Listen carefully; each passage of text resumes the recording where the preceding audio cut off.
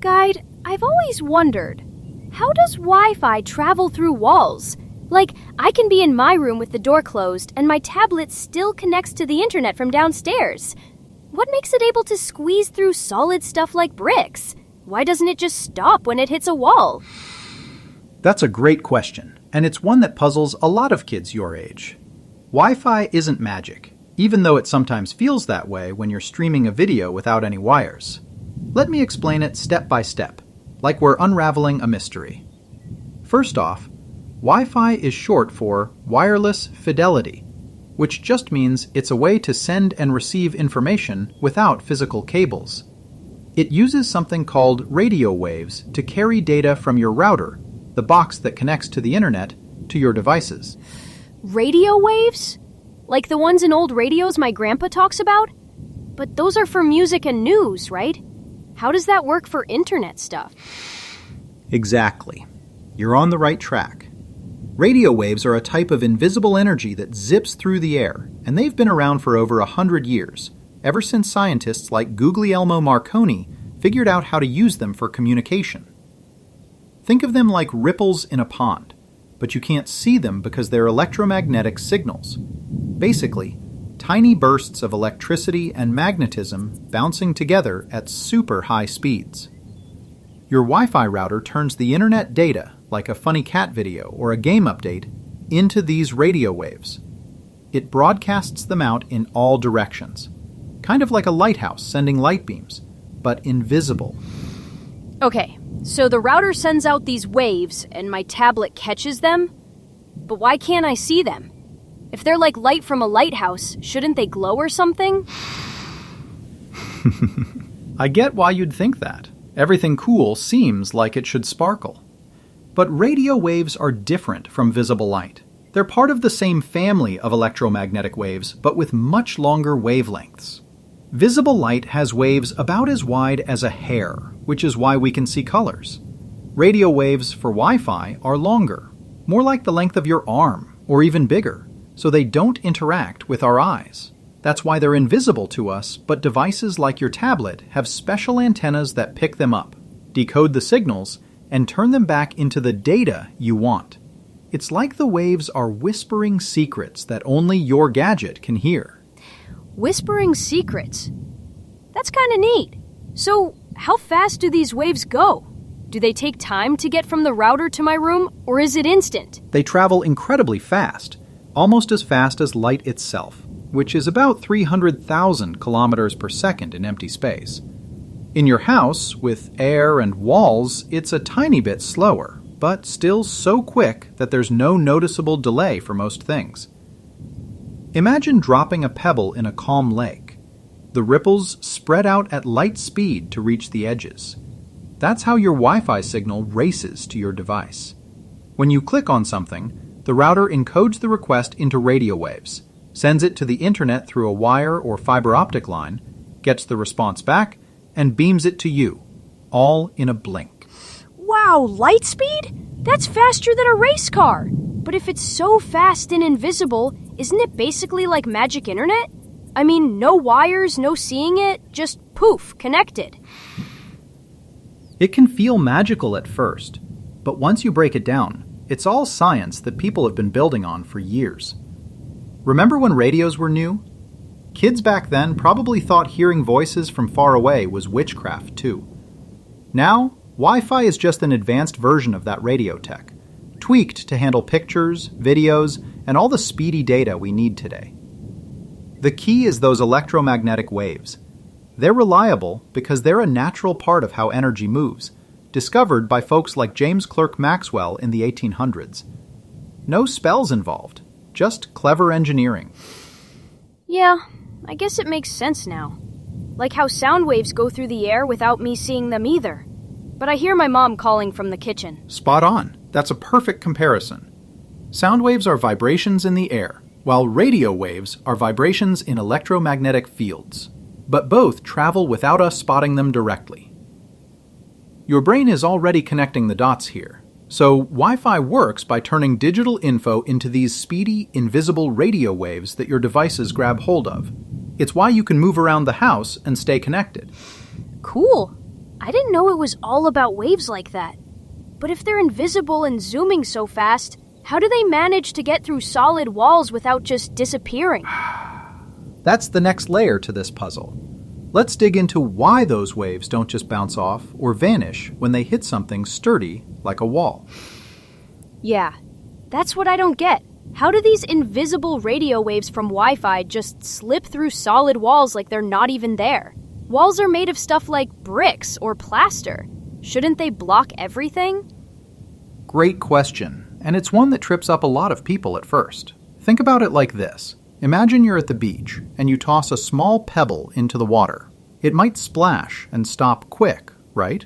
But if you throw a bigger beach ball instead, it can bob along further, even pushing through some waves without getting stuck. Wi-Fi radio waves are like that beach ball. They're not tiny, like visible light waves, which bounce off walls easily. These radio waves have much longer wavelengths, kind of like stretched out ripples that are way bigger than the tiny gaps in wall materials. Longer wavelengths? So, what does that mean exactly? Like, how long are they compared to a wall? Good way to dig deeper. Wi-Fi waves, especially the common ones we use at home, have wavelengths around the size of a microwave, or even a bit longer. Think 10 to 20 centimeters, like the length of your hand, or a small ruler. Walls aren't perfectly solid at that scale. They're full of tiny spaces between particles, like loosely packed sand.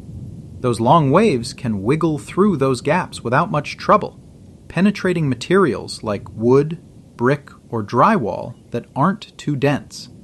It's not magic. It's physics letting the waves squeeze past because they're not jammed up against something super tight. Okay, that makes sense for slipping through. But what if the wave hits the wall straight on? Doesn't it just bounce back like a ball off a fence?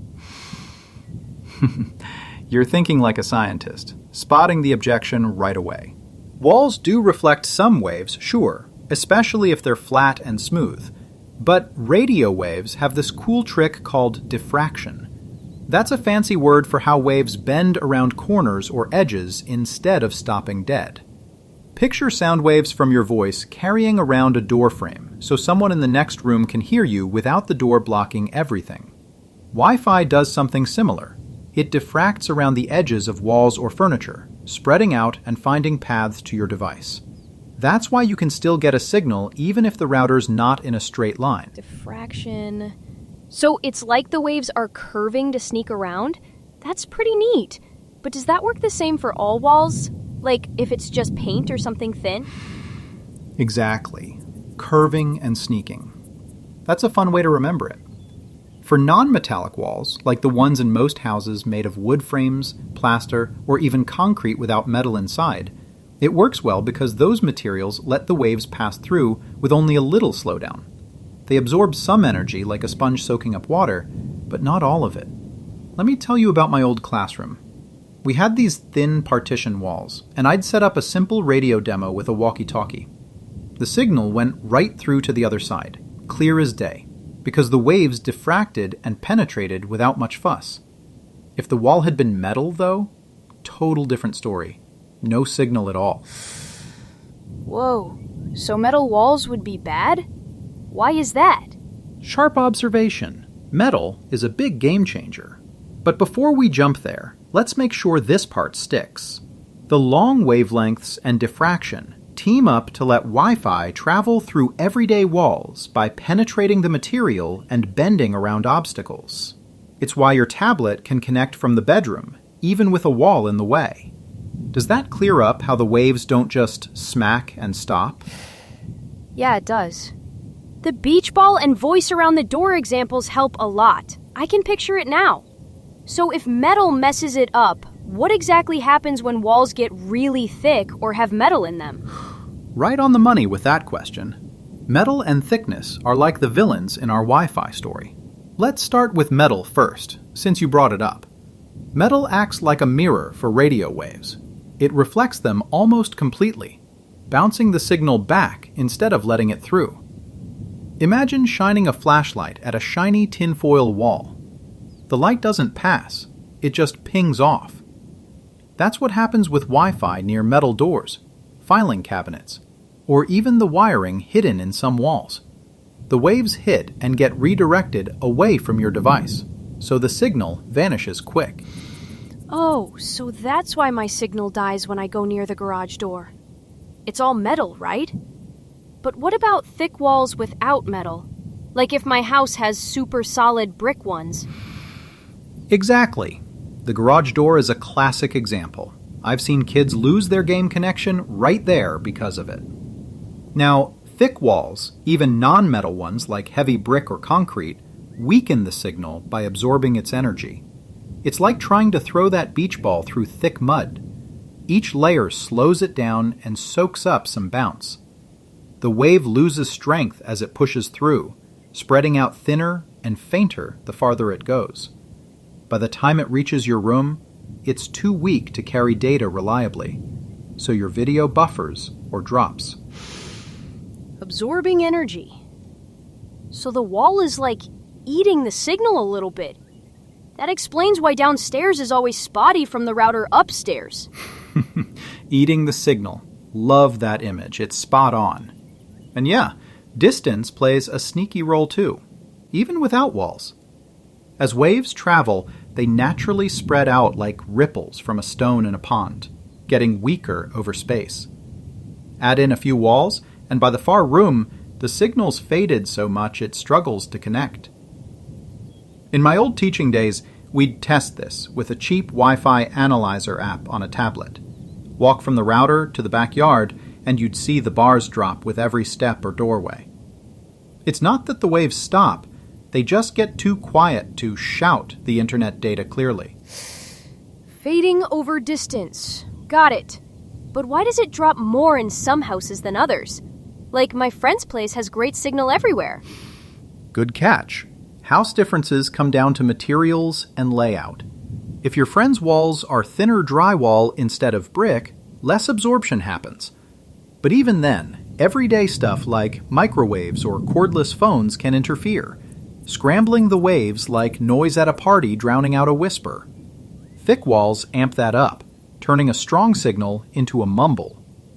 Think of it this way. Each obstacle is a toll booth, taking a bit of power.